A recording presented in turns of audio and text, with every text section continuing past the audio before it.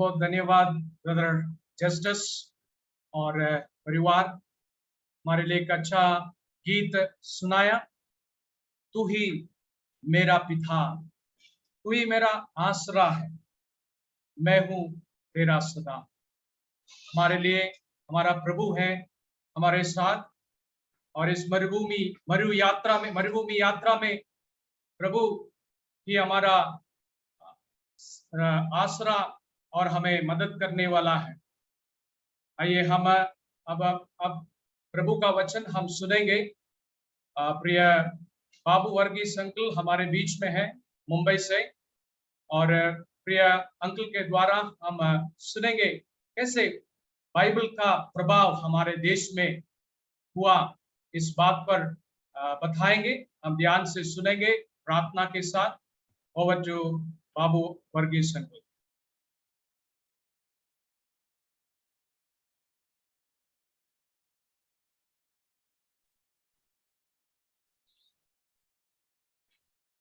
Namaskar.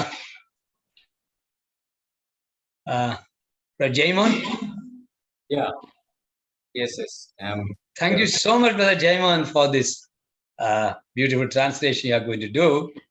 And Brother Jason and Justice and family, we are all good friends. What a delight to listen to and see them. What a joy it is. Right. First of all, may I take an anticipatory bail. सबसे पहले मैं एक bell लेना, आपसे जमानत लेना चाह रहा हूँ। For the past 20 years, I've been talking about this subject. पिछले करीब 20 साल से मैं इस विषय पर बोलते आ रहा हूँ। Many of you have heard it again and again and again. और हम में से कई लोग इसे अभी बार-बार सुन चुके होंगे। But people still want me to talk again on that subject. लेकिन क्या करें, लोग आज भी इसी पर ही मेरी बातें सुनना चाहते हैं। Yeah, I also feel that it has to be told again and again because of the increasing persecution that we as a community face today. और मुझे भी लगते हैं वर्तमान की परिस्थिति को देखते हुए इस विषय पर मुझे बार-बार बताने की भी आवश्यकता है। Let's go straight into the subject. हम सीधे अपने विषय की ओर चले जाते हैं। Incredible India, right? हमारे जो विषय जिसे शीर्षक में आपने देखा होगा, अतुल्य Bharat. Atulya Bharat, right? I'm so proud to be born and brought up in this Atulya Bharat. और इस अतुल्य भारत में जन्म लेकर जीवन बिताना मेरे लिए गर्व की बात है। Incomparable. Atulya means Tulanam Chayan Sadhyamalla. It's not able. You cannot, you can equate. It's incomparable, right? और अतुल्य का मतलब जैसे हम समझते हैं जिसके समानता में हमें कुछ नहीं, इसके बराबर कुछ है नहीं। Yeah, we need to be proud about our nation.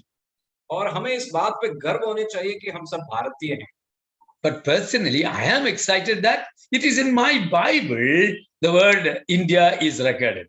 लेकिन मैं इस बात से काफी प्रोत्साहित हूँ कि मेरे बाइबल के अंदर भारत का नाम जिक्र किया है। In the book of Esther, 2 times it's written in about India. Bharat के नाम हम एस्तर के पुस्तक में 2 बार पढ़ते हैं। Yes, we are the people who live beyond the Sindhu river. It is Sindhustan, India. और जैसे कि सिंधु नदी के आगे इलाके के रहने वाले लोगों को सिंधुस्तान के निवासी के रूप में कहे जाते हैं। Sindhustanis have nothing to do with the Hindu religion. और जो सिंधुस्तानी जो लोग हैं वो हिंदू धर्म से उसका नाता रहते हैं। When people ask me, who are you, what kind of belief you have, I said, I am a Hindu Ishu Bhakt. That's what I say. जब लोग मुझसे पूछे जाते हैं कि आपके विश्वास क्या है, धर्म कौन सा है, तो मैं जवाब देता हूँ, मैं हिंदू ईशु भक्त हूँ। And then I explain that Hinduism doesn't mean any religion. It's only an Indian. It's a geography. और उसके साथ साथ मैं इस बात को भी कहता हूँ, हिंदू का मतलब कोई धर्म से कोई संबंध नहीं, ये एक इलाके के बारे में बताने वाले शब्द है। But historically, when did this India begin to be becoming a complete big nation as we have today? और जैसे कि आज हम भारत को देखते हैं, ऐतिहासिक तौर पर इस प्रकार एक बड़ी देश के रूप में ये जो देश का निकल कर आए हैं। Who created the present geographical India? और वर्तमान के भौगोलिक भारत को किसने तैयार किया? For that, we have to give thanks to the Britishers. और जिसके लिए हमें आभारी होना चाहिए उन अंग्रेजों से। India was over 562 native provinces. और भारत 562 छोटे-छोटे इलाके के रूप में बटे हुए थे। So it was Britishers who annexed by force and by allurement made India as a nation, as we read in the preamble of our constituent assemblies constituency. Yeah, और जैसे कि constitution. हम Yeah. अपने संविधान के अंदर हम पढ़ते हैं कि इन अंग्रेजों ने ये जो 562 छोटे-छोटे इलाकों को अपने ताकत से या किसी और लालच से एक देश के रूप में आज बना के दिया हो। Today we have over 29 states, and this geography from Kashmir to Kanyakumari, it's all, we thank the Britishers for annexing us together and making us a big nation. और वर्तमान भारत में जैसे हमारे 29 राज्यों से जो जुड़े हैं और कश्मीर से कन्याकुमारी तक जो एक देश है, वो वास्तव में अंग्रेजों के मेहनत के कारण ही है। So it was a pluralistic nation. Pluralistic, yeah. Please. Pluralistic nation, yeah. और हमारा देश एक प्लूरलिस्टिक एक जाति के रूप में हम जानते हैं। Yes, different types of jadis, different types of languages, different, very much highly a variety of people and people groups. और नाना प्रकार के विविधताओं से भरा हुआ, चाहे वो भाषा के संदर्भ में हो या जाति के संदर्भ में हो, हमारा देश को हम देखते हैं। So the plurality of this nation is the essence of our country. और हमारे देश की जो असलियत है उसका विविधता है।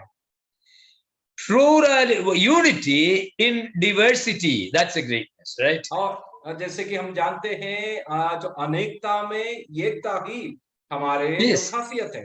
We are all Indians, we are all brothers and sisters. जैसे कि हम कहते हैं सारे भारतीय मेरे भाई और बहन हैं। But unfortunately, the current dispensation says that we are different and they wanted to divide this nation. लेकिन दुखद बात यह है, वर्तमान के परिस्थिति के जो शासक लोग ये कहना चाहते हैं कि नहीं नहीं ऐसा नहीं, हम सबके सब अलग होते हैं। Unfortunately, disharmony and division is being created between religions, between isms, between political parties. और राजनीतिक तौर पर, धार्मिक तौर पर या अलग-अलग जो जुट के रूप में एक अनेकता जो की बातें हमारे देश में वर्तमान में फैलाए जा रहे हैं। Now, the first question is, where did we Indians come from?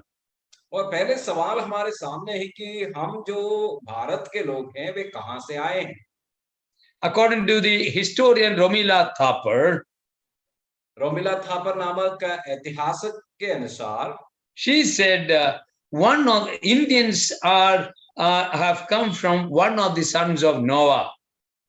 उनके अनुसार नूह के एक बेटे के वंश में से भारतीयों की उत्पत्ति है। It's so biblical. और ये बिल्कुल बाइबल के अनुसार। Yes, we are all children of Noah, grandchildren of Noah. नूह के उस वंश में हम सबके सब आ जाते हैं। The entire populations of the earth come from Shem, Ham, and Japheth.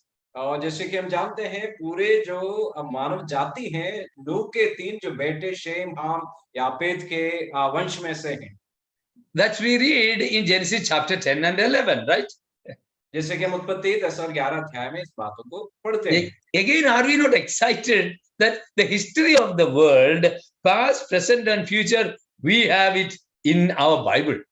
क्या इस बात पे हम उत्तेजित नहीं है कि संसार के जो इतिहास है, चाहे वो अतीत हो, वर्तमान हो या भविष्य हो, ये बाइबल में बताए गए हैं। Because we believe totally in this inspired, infallible, inerrant, eternal word of God, we are the wisest in the world.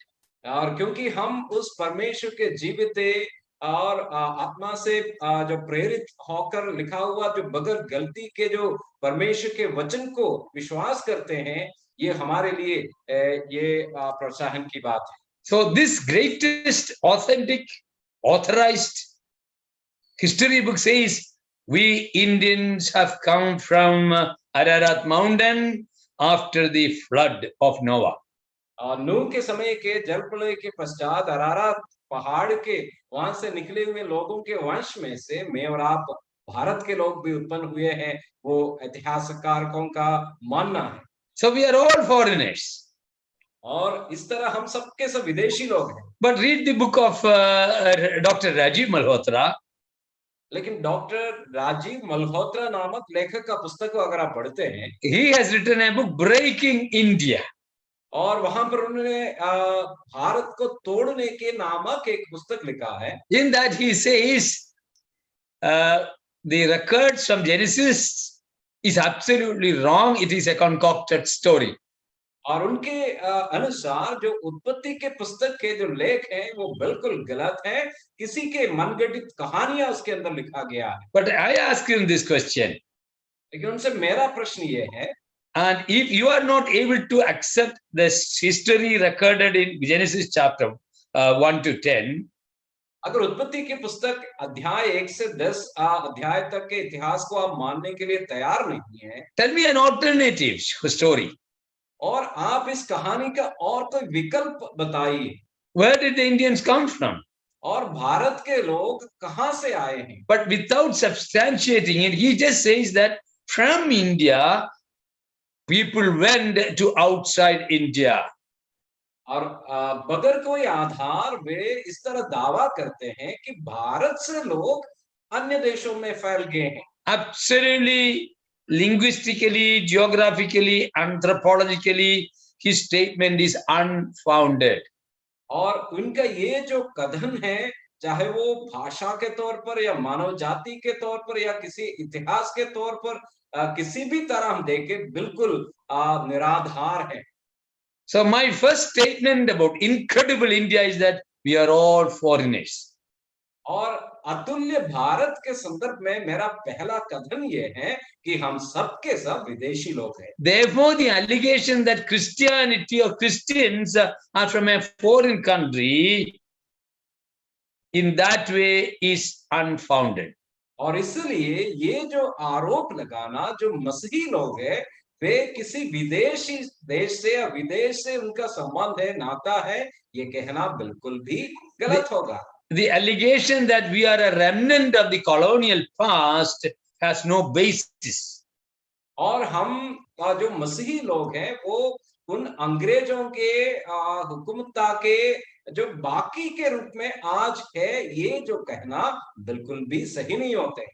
So my first statement is that we don't need to fight each other because we are all sons and daughters and of Noah and his children. और इसलिए हमें एक दूसरे से लड़ने की कोई आवश्यकता नहीं है, क्योंकि हम सब के सब नूह के जो बेटे थे या उनके वंश में से उत्पन्न हुए हैं। So the incredible India's greatest need is we live in harmony, peace and unity. अतुल्य भारत की सबसे खासियत ये होना चाहिए, हम एक दूसरे के साथ चैन, अमन और शांति के साथ जीवन बिताएं।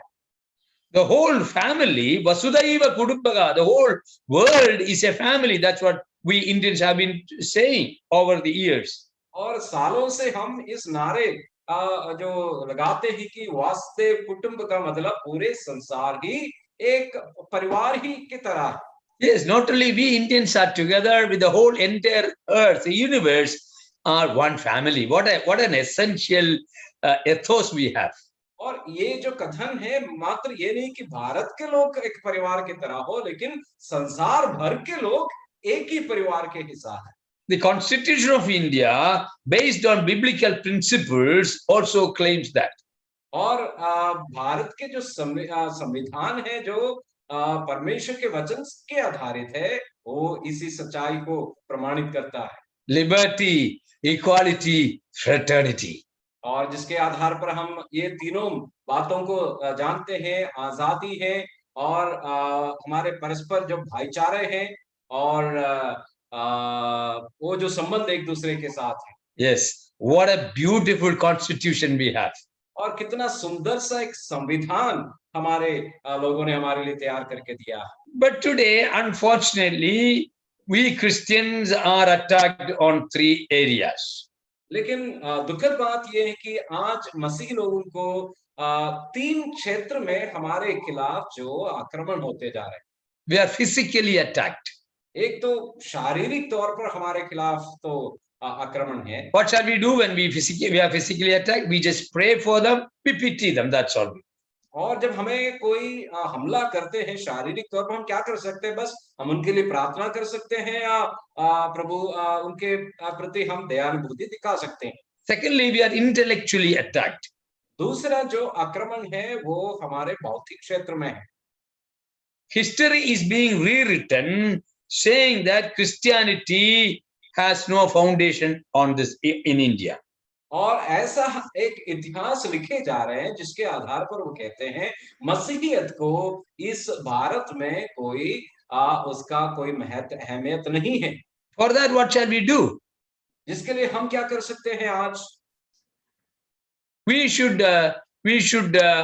produce books saying that the truth of history is something else other than what is being propagated today.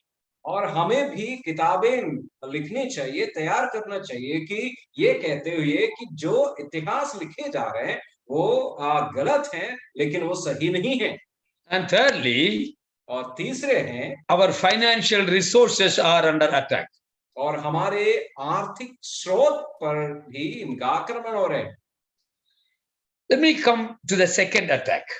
और मैं वो दूसरे प्रकार के आक्रमण की ओर आपका ध्यान लाना Number चाहता हूं। one, intellectually, we are attacked. Number one, now the RSS has given a major article saying that St. Thomas never came to India and Christians are just liars. और जो बौद्धिक जो आक्रमण की बात पर जब हम देखते हैं, जो आरएसएस के लोग ये कहना चाहते हैं कि जो थोमा जो यीशु मसीह का चेला कभी भी भारत में नहीं आया, ये बस एक झूठ है। I accept that there are no photographs, no written records as such on the arrival of Thomas in India. और मैं इस बात को अंगीकार करने के लिए बिल्कुल तैयार हूं कि थोमा भारत में आया जिसके लिए कोई फोटो किसी के पास नहीं, ना ही कोई ऐसा सीधा कोई सबूत भी हो। But there is substantial oral tradition that Apostle Thomas came and preached and presented Jesus Christ to India. लेकिन भारत में प्रभु यीशु मसीह का चेला थोमा आया था और यीशु मसीह का प्रचार किया था, ये कहने लायक काफी मौखिक तौर पर हमें गवाह है। Over the centuries, we have been celebrating July 3 as the St. Thomas Day. जुलाई महीने के 3 तारीख को पिछले सदियों से थोमा के दिन के रूप में मनाया जाता है। This Sunday, July 3, globally we celebrated Indian Christian Day as July 3. और पिछले जो इसी महीने के 3 तारीख को जो इतवार को हम विश्व भर में भारतीय मसीहियों का दिन के रूप में मनाया गया था। This was the 1950th year of the arrival of Apostle Thomas in AD 52. और सन 52 में जो ईस्वी जो 52 में थोमा इधर आने के पश्चात 1950 साल पूरा होने का दिन था, ये जो पिछले जो समय हमने मनाया है। I was listening to Shashi Tharoor saying that Christians are not a remnant of the British. और मैं शशि थरूर साहब का सुन रहा था जो ये कहते हुए कि मसीही भारत के मसीही लोग ये अंग्रेजों का कोई बाकी बचा हुआ तो नहीं है। He also said that when Thomas came to Kodungalur, a Jewish girl has danced in Aramaic song and received him. और उनका ये कहना है जब थोमा भारत में आया कि एक यहूदी जो लड़की है अरब गीत गाकर उनको स्वागत किया हो जो कोडुंगलूर नामक जगह पे। All our presidents and prime ministers always used to reiterate the fact that Christianity or the message of Christ came 2000 years ago into India. और हमारे देश के जितने भूतपूर्व प्रधानमंत्री राष्ट्रपति रहे थे वे सबके सब इस बात को अंगीकार करते थे कि 2000 साल पहले मसीहियत भारत में प्रवेश हुआ है। Another reason is that why did Thomas come to Kodungalur in Kerala? और अगला एक और बात है कि कोडुंगलूर जो केरल में थोमा क्यों आए हैं। Jesus said salvation comes from the Jews, and the disciples were commissioned first to go to the Jews. और प्रभु यीशु मसीह ने कहा था कि उद्धार यहूदियों में से है, और प्रभु ने अपने चेलों को ये जो सुसमाचार के प्रचार यहूदियों तक पहुंचाने के लिए बताए थे। From the time of Solomon and David, Kerala had a fantastic trade route from Jerusalem, from Israel to Kerala. और जब से सुलेमान और दाऊद के शासन समय है तब से लेकर केरल के साथ या कोडुंगलूर के साथ व्यापार संबंध या और उस तरह ये जो समुद्र मार्ग का संबंध उनका होते थे। 3000 years ago, BC 1000, 3000 years ago, this is history. और 3000 साल पहले मतलब ईसा पूर्व 1000 के समय ये इतिहास की बात है। So thousands of Jews were settled in Kerala and other parts of India for the past several centuries. और पिछले काफी सदियों तक हजारों जो यहूदी लोग अपने व्यापार या किसी अन्य कार्य के लिए भारत केरल में और भारत के अलग-अलग स्थानों में बसे हुए थे। So obeying the commission from Christ, Thomas came all the way to preach Christ as Messiah to the Jewish community. और जो यहूदी लोग भारत में रह रहे थे या केरल में रह रहे थे उनको यीशु है मसीहा करके प्रचार करने के लिए सर्वप्रथम थोमा आया था। So the first converts in India to Christ were the Jewish community. Then from them Malayalis listened to the gospel. और इसलिए थोमा का जो पहला जो थोमा के प्रचार पर विश्वास करने वाले यहूदियों में से थे और उन यहूदियों के द्वारा केरल के लोग भी विश्वास करने लगे। It is believed that from 52 AD to 72 he was here, and then so many local congregations like that of Acts of the Apostle chapter 2 were established in India. और ये माने जाते हैं कि सन ईस्वी 52 से लेकर 72 तक जो 20 साल के समय वे केरल में रहे और जैसे प्रेरितों के काम में छोटी-छोटी स्थानीय कलीसियाओं को देखते हैं यहाँ पर भी स्थापित हुए थे। And over the years, small congregations were established. और धीरे-धीरे अलग-अलग विश्वासी झुंड को तैयार किए गए। It was just like the Acts of the Apostle assembly gathering. और जैसे कि हम प्रेरितों के काम के अंदर देखते हैं कलीसिया के एकत्रित होना हम पढ़ते हैं। There was no priesthood, कोई याजक पद वहां पर नहीं थे, no priestly dress, और याजक के कोई पोशाक नहीं होते थे, no cross, और सलीब का कोई इस्तेमाल नहीं होते थे, no buildings as church.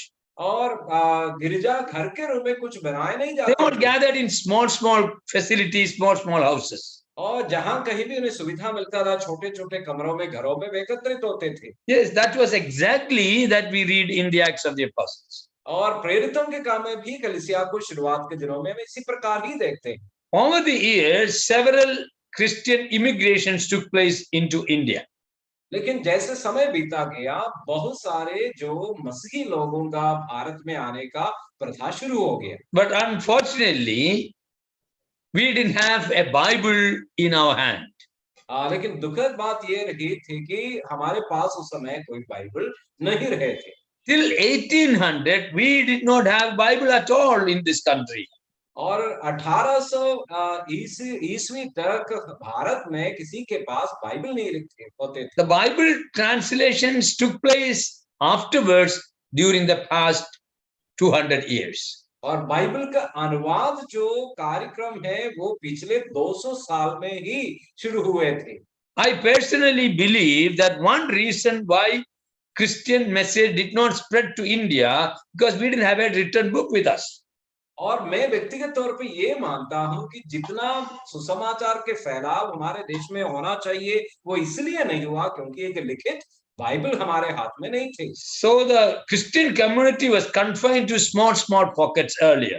और इसलिए जितने मसीही झुंड थे वो छोटे-छोटे झुंड के रूप में अलग-अलग छोटे कई इलाकों में बिखरे हुए थे।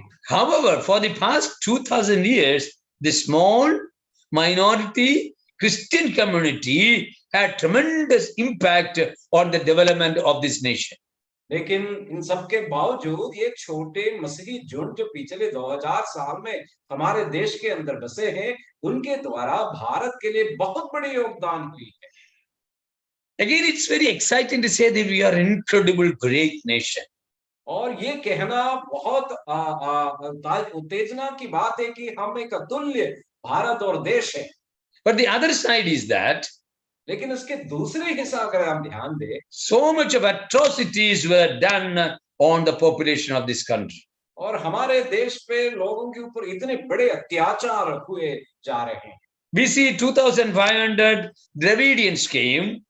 और ईसा पूर्व 2500 में जो द्रविडियन लोग हैं वो भारत में आए। Then we see 1500 onwards the Aryas came. और फिर ईसा पूर्व 1500 के आसपास जो आर्यन लोग जिन्हें हम मानते हैं वे भारत में आने लगे। Then more than 20 tribal groups came from foreign countries to India. और फिर 20 प्रकार के लोग जो विशेष हैं भारत के बाहर से इस देश में आ गए थे।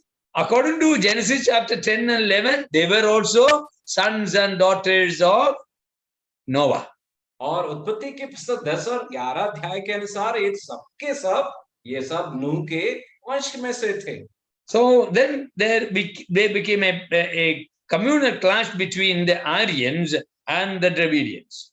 और उसके पश्चात जो आर्यन लोग और द्रविडियन लोगों के बीच में वो संबंध होने लगे। So the Dravidians were pushed into the jungles and to the south by the Aryans. और धीरे धीरे जो आर्यन लोग हैं वो द्राविड लोगों को साउथ या दक्षिण के तरफ धकेलने लगा।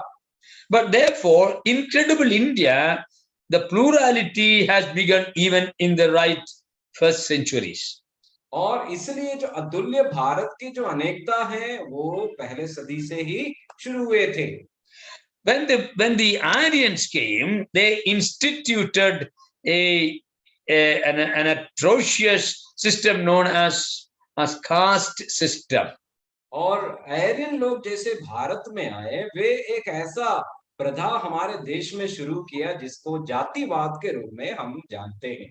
They said the Brahmins came from the head of Brahma.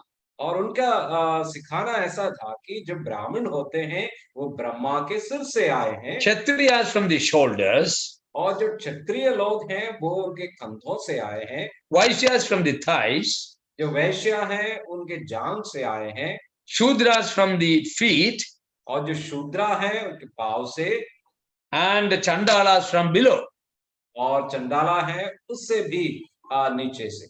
So caste system was introduced to this country.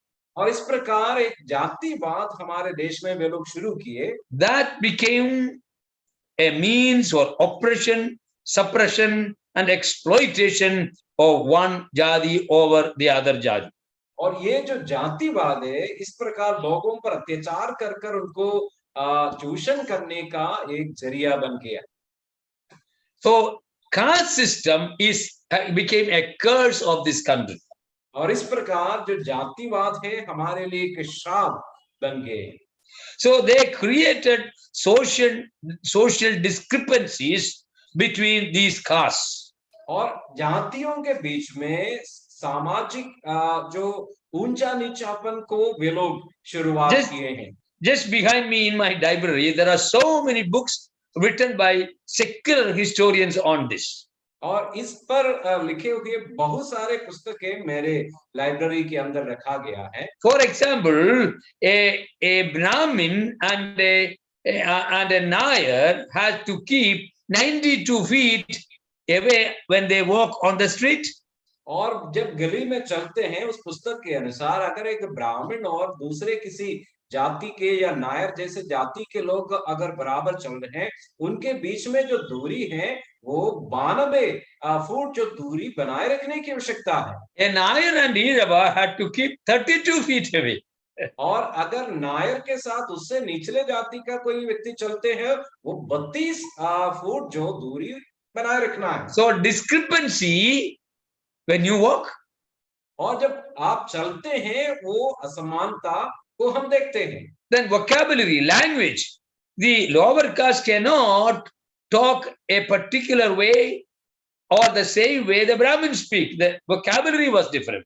और इनके जो बोलने की जो बोली के जो शब्द हैं उस पर भी नियंत्रण, जैसे एक ब्राह्मण जिन शब्दों को इस्तेमाल करते हैं निचले जाति का व्यक्ति इस्तेमाल नहीं करता। For example, there's a historical record in the secular history of Kerala. और केरल के जो इतिहास के अंदर एक ऐसा लेख है, One Shudra man went to the shop and said, I need uppa. Uppa means it is salt, uppa. और एक शूद्र जो व्यक्ति है दुकान जाके कहते हैं मुझे उप चाहिए, जो नमक है। It is the word uppa. It was that the custom was that only Brahmins can use that word uppa for salt. और उन दिनों के रीति के अनुसार जो नमक जो उप जो खास जो शब्द मलयालम में है वे केवल ब्राह्मण लोग ही इस्तेमाल कर सकते हैं। Shudra has to use the word puliyadi for salt.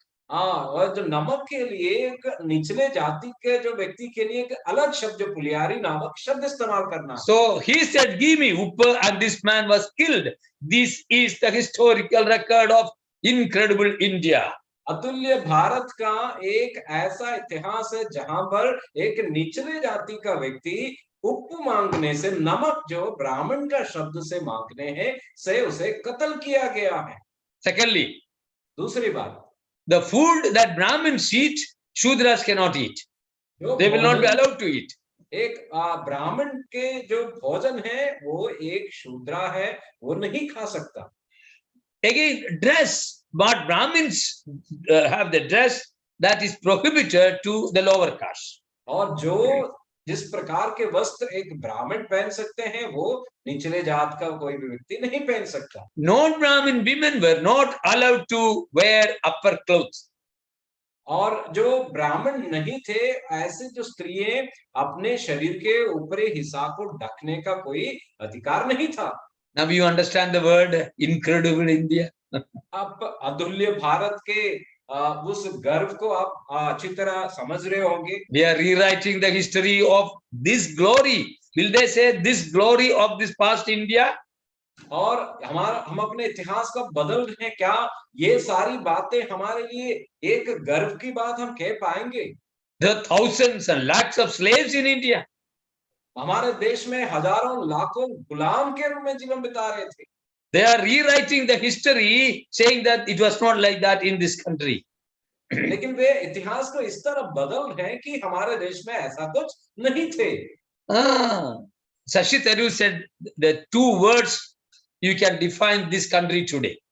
और शशि थरूर के अनुसार हमारे देश की परिभाषा के लिए दो अच्छे शब्द हैं, Lie and fear. Life Lie, L-I-E, lie and fear. उनका कहना है झूठ। हमारे देश को अब बताने के लिए जो शब्द अच्छा है झूठ और डर। It's no more satyameva jayade, it's only asatyameva jayade. उनके अनुसार आज हमारा नारा सत्यमेव जयते नहीं असत्य में जयते होना चाहिए। How can we survive in this country like this, being built, history being built on lies? और झूठ पर बनाए हुए इतिहास के एक देश में हम कैसे बढ़ सकते हैं? But my question is, from this type of incredible India, who made this beautiful nation today, as we experience today? और मेरे प्रश्न और सवाल आपसे ये है कि इस प्रकार के जो अतुल्य भारत से आज के वर्तमान सुंदर भारत को कैसे बनाए गए हैं? Who gave freedom for Indians to talk the way they want, to walk the way they want, to eat the way they want? इस प्रकार चलना चाहते हैं, खाना चाहते हैं, बोलना चाहते हैं, एक भारतीय को करने का आजादी किसने दिलाए हैं? The Bible people. ये बाइबल के लोगों ने ये कार्य को किया है। The Christian servants. और मसीही जो सेवक हैं वे लोगों ने ये कार्य किया है। So the modernization of this nation is by the Bible people.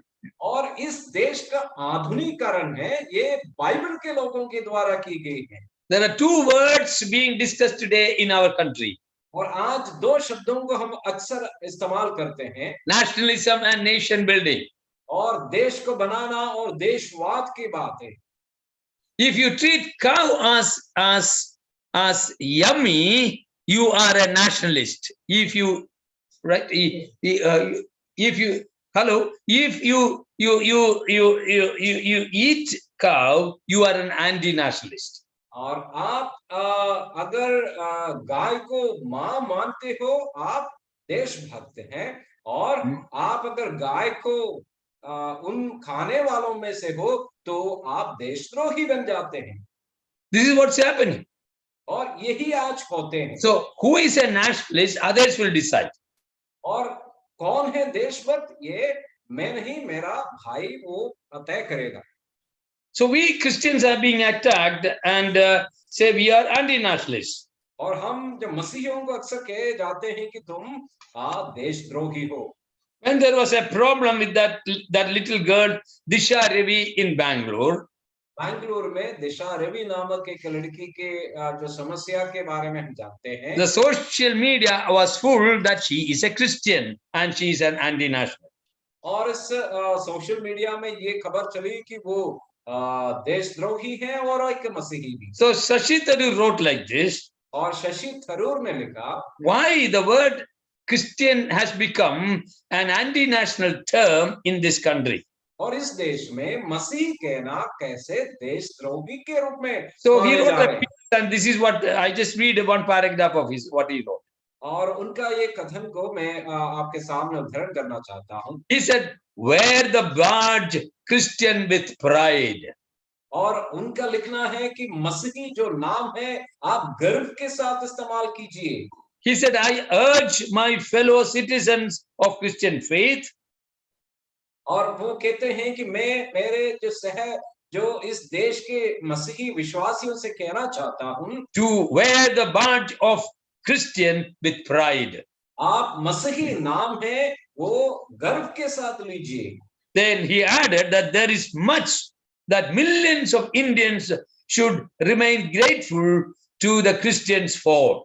और करोड़ों जो भारतीय लोग उन मसीहों को आभार व्यक्त करना चाहिए उन सारे कार्य जो उन्होंने हमारे लिए किया है। So did Christians destroy India or develop India? क्या मसीहों ने भारत को खत्म किया या इसको बनाया है? For the past 20 years, this is what I have been dealing with. और पिछले 20 साल से मैं इस विषय पर ध्यान देते आ रहा हूँ। Who are the makers and movers of this country, builders of India? और भारत को बनाने वाला, भारत को बढ़ाने वाला कौन थे? So in my research, I produced a book known as "Let There Be India." और मेरे इस शोध में मैंने एक पुस्तक को तैयार किया जिसका शीर्षक है "Let There Be India." Hindustan बना रहे। जिसे हिंदी में भी इसका अनुवाद है हिंदुस्तान बना रहे। Yes. So I looked at who developed Indian languages and literature. और मैं इन सारे बातों पर ध्यान दिया कि भारत की जो भाषा है वो साहित्य है किसने तैयार किया। Who promoted literacy and education. और भारत में शिक्षा को किसने प्रगति पे लाया।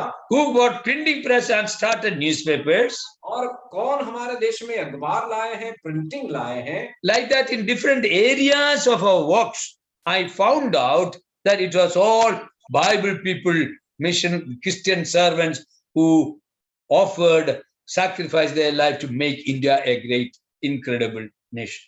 और इसी तरह हमारे जीवन के अलग-अलग क्षेत्रों में मैं अपने शोध के बाद समझ लिया कि ये सारे प्रगति, ये जो मसीही लोग, प्रभु के वचन के सेवक लोगों ने इस कार्य को यहाँ पर किया है। 2-3 items we will look at this evening. और आज शाम को इनमें से 2-3 बातों पर ही हम ध्यान देंगे। Let us look at languages. Who developed Indian languages? हम अपनी भाषा के ओर देखिए, कौन है हमारे देश के में भाषा को लाए हैं, भाषा की उन्नति किए हैं। When the Aryans came, they were experts in Sanskrit language. और जो आर्यन जो लोग हैं जो बाहर से आए हैं वे संस्कृत जो भाषा इस्तेमाल करते थे। It was actually proto something before the real Sanskrit. ये एक तरफ जो आज जो संस्कृत हम देखते हैं उसके पहला एक रूप होता था।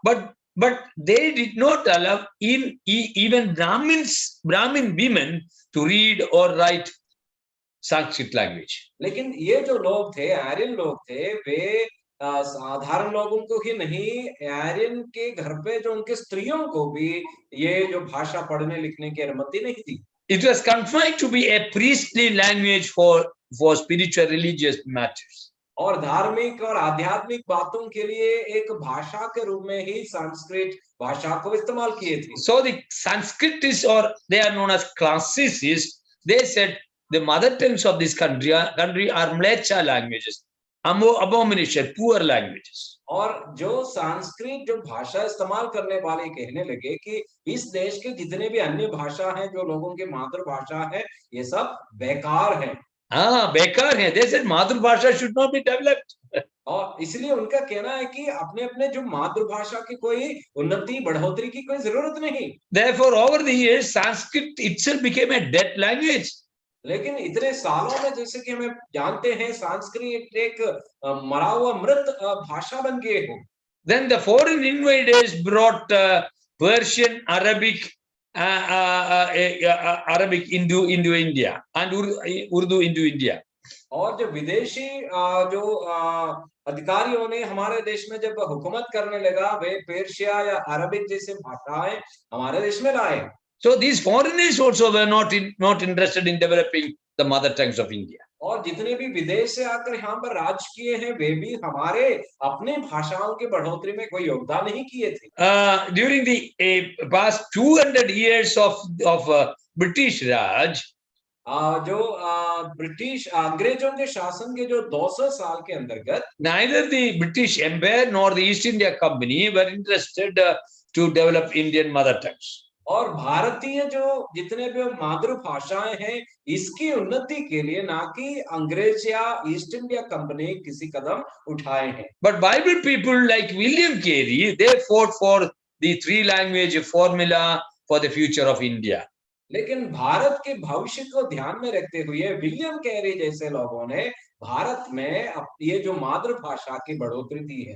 They said number 1 priority should be to the Indian mother tongues. और उनके कहना था कि प्राथमिकता कि भारतीय भाषा की जो मातृभाषाएं हैं, इसकी उन्नति में हो। They said secondly, English could be taught.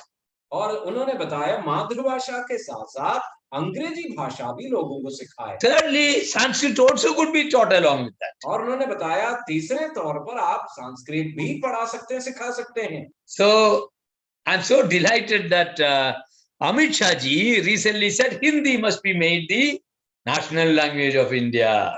और इस बात का जो अमित शाह जी के कथन को सुनकर मैं बहुत खुश हुआ कि उन्होंने बताया कि हिंदी को हमारे देश भाषा बनाया जाए। See, there are 1,652 languages in India. Bharat में 1652 भाषाएं होती हैं।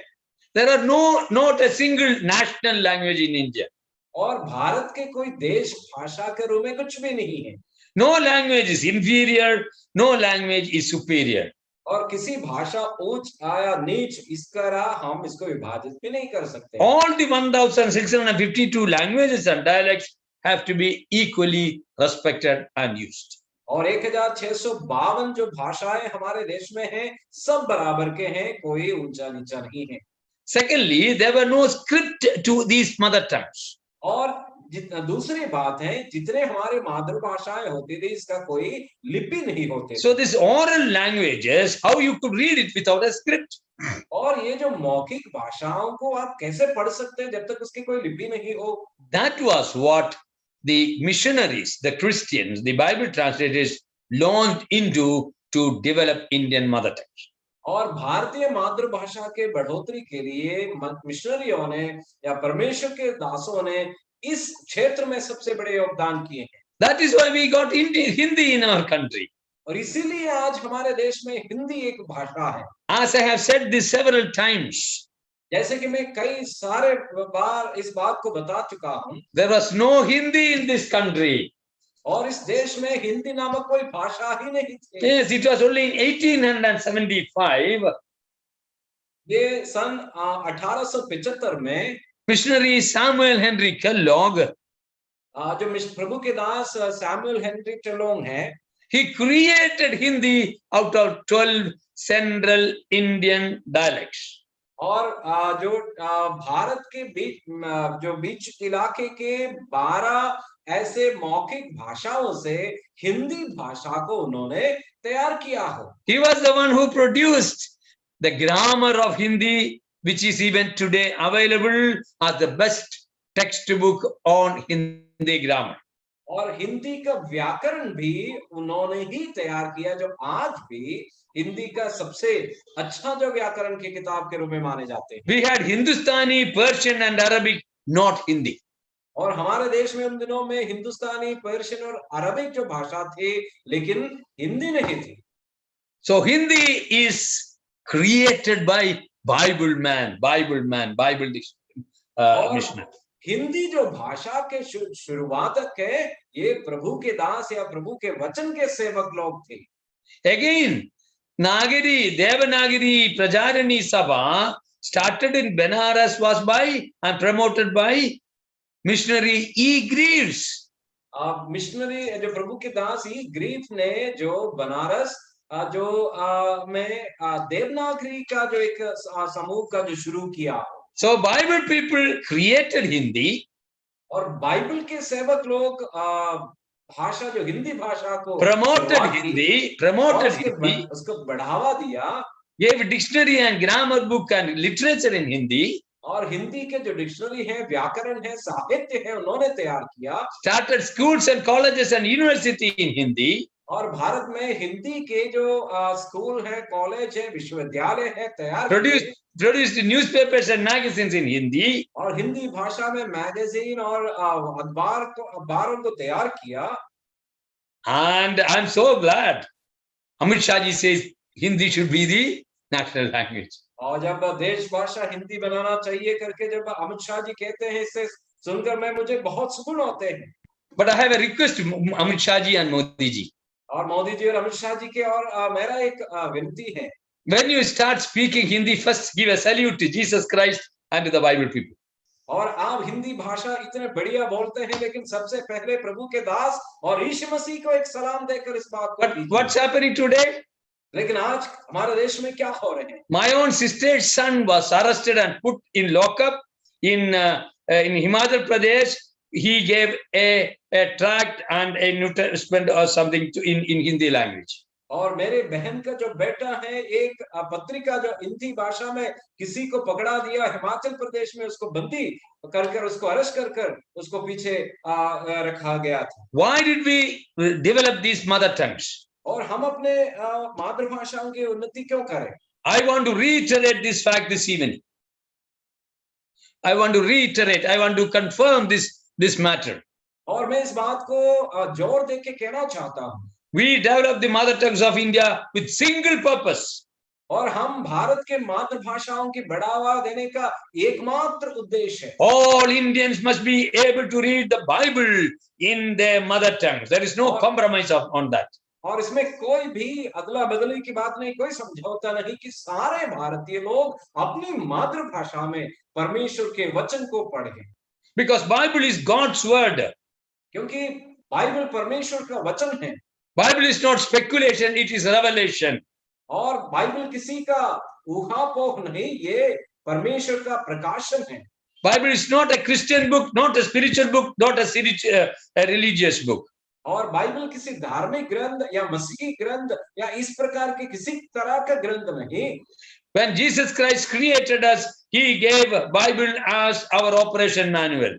और जब प्रभु यीशु मसीह ने मानव को बनाया, उन्होंने हमें चलने के विधि व्यवस्था के रूप में इस पुस्तक को दिया है। So without this guidebook, you cannot operate your life. और इस पुस्तक के अगुवाई के बगैर आप अपने जीवन इस संसार में नहीं बिता सकते हैं। All the mess that the mankind is in today, because they are trying to manage their life without the manual. और परमेश्वर के वचन के बगैर अपने जीवन को बिताने के लिए जब मनुष्य ने कोशिश किया, सारे गड़बड़ी में वो फंस गए हैं। Yes, it was God's commission that this book must be read in the mother tongues of everyone in this world. और परमेश्वर चाहते हैं कि हर एक इस देश के हैं अपनी मातृभाषा में परमेश्वर के वचन को पढ़ सके। Another thing I want to tell you, see, the first person who said Hindi should be the national language 130 years ago was Pandita Ramabai. जो पहली बार किसी ने हिंदी को देश भाषा बनाने के लिए कहा है वो 130 साल पूर्व पंडिता रमाबाई ने ही इस बात को रखी थी। 130 years ago. 130 साल पूर्व। Huh? So Amit Shah ji, come on, give a salute to Samuel Kellogg and Ramabai. और इस रमाबाई और सैमुअल जो प्रभु के दास को आप सलाम दीजिए Amit Shah ji. But Shashi Tharoor said Malayalam should be made the national language. लेकिन शशि थरूर जी के अनुसार मलयालम को देश भाषा बनानी चाहिए। It makes no difference. All languages are good. All must be developed so that we can communicate well in the heart language. और कोई फर्क नहीं कि सारी भाषा अच्छी है, सभी को बढ़ावा देना चाहिए और चाहिए कि सब अपनी मातृभाषा में बातें करें। So number one, all the languages of India were modernized by Christian missionaries, Bible translators. और पहली बात जो मैं कहना चाहता हूं कि जिस देश के जितने भी भाषाएं मातृभाषाएं हैं, इसके जो आधुनिकीकरण के कार्य में मसीही सेवकों ने योगदान दिया। I analyzed 125 Indian languages. और मैं 125 जो भारतीय भाषाओं का विश्लेषण किया। Christian missionaries 150 or 200 years ago, जो मसीही जो प्रचारक लोग 150 या 200 साल पूर्व developed 85 dictionaries, और 85 शब्दकोशों को वे लोग तैयार किया, 116 grammar books, और 116 व्याकरण के पुस्तक, and 45 newspapers. और 45 अखबारों को वे छपा के प्रकाशन किए। Huh? Who knows these things? ये सारी बातें कौन आज जानते हैं? Just one incident I will tell you. एकमात्र घटना मैं आपको बताऊं। Honorable Chief Minister of Karnataka, Mr. Bommai, he said in the Clarence High School, Bible should not be taught.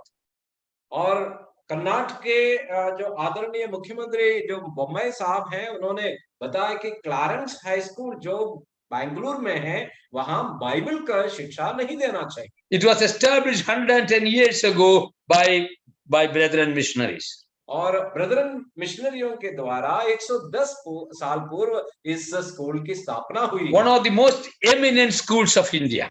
और भारत के बेहतरीन स्कूलों में से एक है वो। I myself have recommended some of the sons and daughters of the Hindu leaders admission in that school.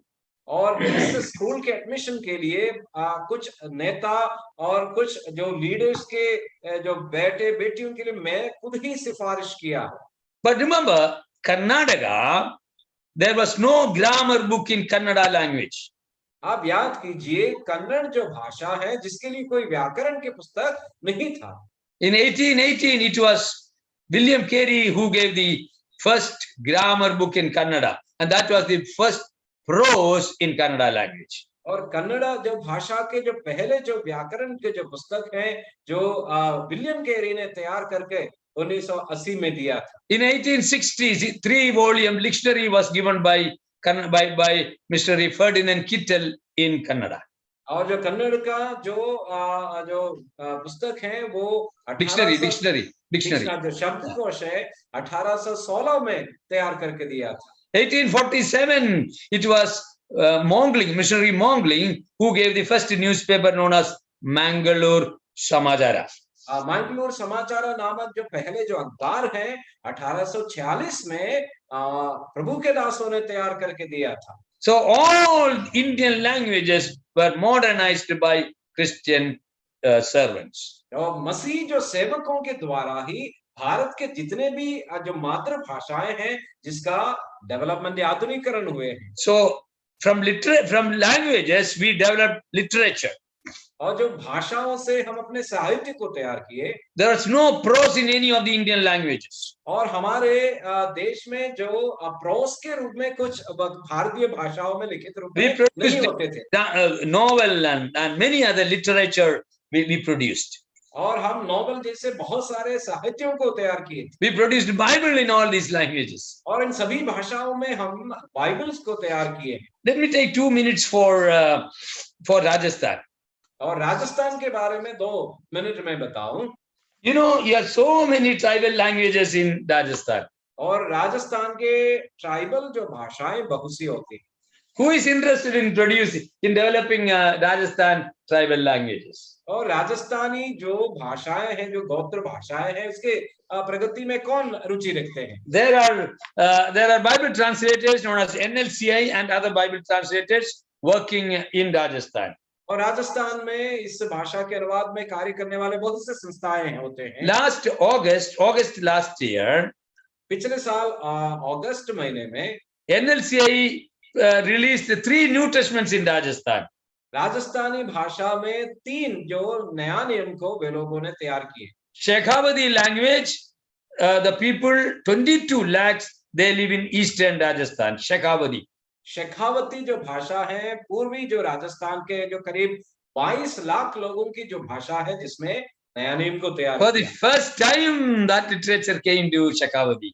और पहली बार जो शेखावती लैंग्वेज में एक लिखित रूप में कोई साहित्य आया हो। Second was Mewari community, Mewari. और दूसरा है जो मेवाड़ी कम्युनिटी है, They live in southern Rajasthan. जो दक्षिण राजस्थान के निवासी होते They हैं। are about 50 lakh of people. और करीब 50 लाख लोग हैं। But you know, they are the greatest traders all over the world. और वो जो लोग हैं, जो व्यापारी समूह है, विश्व भर में व्यापार के लिए लोग जाने जाते हैं। In that Mewari language, there was no Bible at all till last year. और पिछले साल तक मेवाती जो भाषा में कोई परमेश्वर का वचन नहीं होता था। The third New Testament was given to Dundari community living in eastern district of Rajasthan. और राजस्थान के पूर्वी इलाके में रहने वाले अन्य तीसरे जो ग्रुप है, जो दुंडरी भाषा के हैं, उनके लिए पुस्तक तैयार किए। Look at these groups. आप इन चित्रों को देख लीजिए, ये जो लोग इन इलाकाओं में रहते हैं। Yeah. Are we not excited that we are all involved in Rajasthan? क्या आप जो राजस्थान में रहने वाले हैं, इस बात को देखकर आप हर्षित नहीं होते हैं? At present, Wycliffe and NLC and Bible Society, many others are more involved in Rajasthan in developing the following tribal languages. और बहुत सारे अन्य जो गोत्र भाषाओं के उन्नति में जो अनुवादक लोग आज भी लगे हुए हैं। Braj Bhasha having 15 lakhs people. जो 15 लाख लोग जो ब्रज भाषा के लोग होते हैं। Then Mevati, 8 lakh of people. Mevati. मेवती जो भाषा है 8 लाख लोग हैं। Wagiri Bili, 25 lakh. और वागली जो भीली जो भाषा है 25 लाख है। Sansi, 84,000 people. और 84,000 लोग हैं सांसी भाषा बोलने वाले। Oda Rajput, 2.5 crores of people. और करीब 2.5 करोड़ लोगों का ओदी राजपूत भाषा है। These languages are being developed by Bible people. और बाइबल के लोगों, ये जो भाषाओं के बढ़ोतरी में उस कार्य में लगे हुए हैं। Suppose whatever language you speak, you never had a script, you never had dictionary, you never had prose or literature where you would have been. और आप मान लीजिए कोई भी भाषा हो जिसमें कोई लिपि नहीं थे, पुस्तकें नहीं थे और किसी तरह व्याकरण नहीं थे, तो उसका क्या फायदा होगी? So from language we went to literature. और हम भाषाओं से साहित्य में गए। Then we went to literacy. और फिर हम शिक्षा में गए। Then we started schools and colleges and universities. और इस तरह हम स्कूल, कॉलेज या विश्वविद्यालयों को पढ़ने लिखने के लिए तैयार किए। So we started textbook schools, textbook societies in India. और इसलिए भारत में जो पढ़ने के जो पाठ्य पुस्तकों के जो कमेटी तैयार किए हैं। Why did we do all these things? ये सभी चीजें हम क्यों किए थे? So that we will teach the word of God to the people in their mother tongues. और ताकि हम लोगों को परमेश्वर के वचन को उनकी मातृभाषा में पहुंचाया जाए। But we are today under severe persecution. लेकिन वर्तमान में मसीही लोग बहुत सारे सताव से होकर गुजर रहे हैं। We have done only good for this nation. और हमने इस देश की भलाई ही Modern India is a product of Bible people. और आधुनिक भारत परमेश्वर के सेवकों के मेहनत का फल है। Where there are many other areas we have been involved.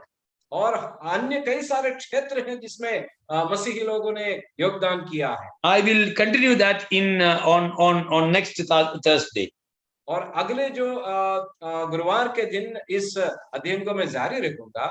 We'll just turn to Romans chapter 8 for a short meditation. आप रोमियो की पुस्तक उसके 8 अध्याय की ओर ध्यान दीजिए। We just read verse, brother, can you just read verse 34 to 38? Romans 8, 34 to 38. हम पढ़ेंगे रोमियो की पुस्तक उसका अध्याय 8 34 से 38 तक। 34 to 38। रोमियो 8 का 34 से 38 में पढ़ते हैं। फिर कौन है जो दंड की आज्ञा देगा? मसीही है जो मर गया वरन मुर्दों में से जी भी उठा और परमेश्वर के दाहिनी ओर है और हमारे लिए निवेदन भी करता है। कौन हमको मसीह के प्रेम से अलग करेगा? क्या क्लेश या संकट या उपद्रव या अकाल या नंगाई या जोखिम या तलवार? जैसा लिखा है, तेरे लिए हम दिन भर घात किए जाते हैं, हम वध होने वाली भेड़ों के समान गिने गए हैं। परंतु इन सब बातों में हम उसके द्वारा जिसने हमसे प्रेम किया है जैवन से भी बढ़कर है, क्योंकि मैं निश्चय जानता हूं कि न मृत्यु न जीवन न स्वर्गदूत न प्रधानताएं न वर्तमान न भविष्य न सामर्थ न ऊंचाई न गहराई न कोई और सृष्टि हमें परमेश्वर के प्रेम से जो हमारे प्रभु यीशु मसीह में है अलग कर सकेगी। Brothers and sisters, we created modern India. आधुनिक भारत हमने तैयार किए हैं भाई और बहनों। But we don't need to worry about the persecution that we are facing today. वर्तमान में जो सताव को हम सामना करते हैं जिसके आप बिल्कुल भी चिंता ना करें। Chapter 8 says we are people with freedom. और 8 अध्याय में हम पढ़ते हैं कि हम आजाद लोग हैं। We are a fulfilled people. और हम उन चीजों को अपनाए हुए लोग हैं। Chapter 8 says we have freedom. we have freedom from judgment. और हमें दंड से मुक्त कराया गया है। हम पढ़ते There is no more condemnation on us. और हमारे ऊपर कोई दंड नहीं हम पढ़ते हैं। The law cannot claim us. और जो व्यवस्था हमारे ऊपर हुक्म नहीं चला सकती। The law cannot condemn us. और व्यवस्था हमें दंड नहीं दे सकती। The law cannot control us. और व्यवस्था हमारा नियंत्रण नहीं कर सकते। Secondly, chapter 8 says we have freedom from defeat. और दूसरी बात हम इस 8 अध्याय में पढ़ते हैं कि हम हार से हमें मुक्त किया गया है। We have no obligation. We can win over our flesh because we have the Spirit of God in us. और हम शरीर पर जय पा सकते हैं क्योंकि पवित्र आत्मा हमारे भीतर है। We are men and women with the Holy Spirit within us to guide us and to give us strength to withstand the onslaughts of the devil. और शैतान के हर एक कोशिशों को सामना करने के लिए ताकत जो पवित्र आत्मा हमारे भीतर है उसके द्वारा हम पाए हुए लोग हैं। Thirdly, chapter 8 says we have the freedom from discouragement. और तीसरी बात हम पढ़ते हैं हमें उन सारे डिस्करेजमेंट से भी मुक्त कराया गया है। We don't need to be frustrated, no frustration. और हमें पराजित असफल महसूस करने की कोई जरूरत नहीं है। Creation itself is groaning for deliverance. और जो सृष्टि ही कराहते रहते हैं उनका मुक्ति के लिए। We believers are groaning for deliverance. और हम जो विश्वासी भी हैं हमारे छुटकारे के लिए हम कराहते हैं। The Holy Spirit is groaning for a liberty to the people of this world. और प्रभु के लोगों की आजादी के लिए पवित्र आत्मा कराहते हैं। Fourthly, the chapter 8 says we have freedom from fear. और चौथी बात हम पढ़ते हैं कि हम डर से मुक्त कराया गया है। Nothing can separate us from the love of Christ. और मसीह के प्रेम से हमें कुछ भी दूर नहीं कर सकता। Because God is for us. क्योंकि परमेश्वर हमारे लिए है। Because Christ died for us. क्योंकि मसीह हमारे लिए मर गए हैं। Because God justified us. क्योंकि परमेश्वर ने हमें धर्मी ठहराए हैं। Because Christ intercedes for us. क्योंकि मसीह आज हमारे लिए बिचौलिए का कार्य करता है। Because Christ loves us. क्योंकि मसीह हमसे प्रेम करता है। We are conquerors.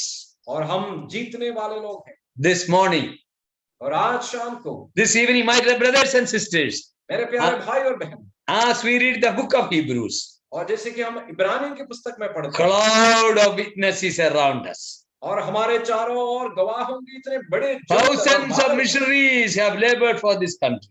बहुत से सेवक, प्रभु के सेवकों ने इस देश के लिए कार्य किए। Even today, in the Brethren assemblies, there are over 3,000 evangelists.